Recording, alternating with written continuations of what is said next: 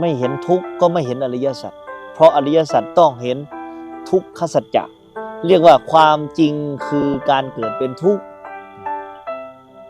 พระองค์จึงบอกว่าผู้ใดเห็นธรรมผู้นั้นเห็นเรา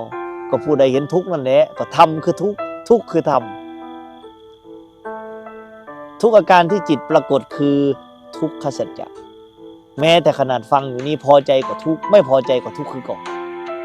จนกว่าจะเห็นอาการของความพอใจและไม่พอใจนั้นเป็นแต่เพียงธรรมชาติทำงานไม่มีความเป็นเราเป็นเขาเป็นตัวตนเป็นบุคคลเป็นสิ่งของเป็นแต่เพียงเสียงเข้ามาแล้วก็ผ่านไปเสียงเข้ามาแล้วก็ผ่านไปมันจะเหลืออะไรอีกก็ไม่เหลือ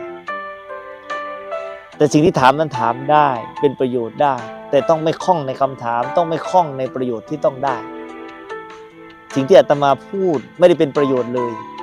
ถ้าพวกโยมคล่อง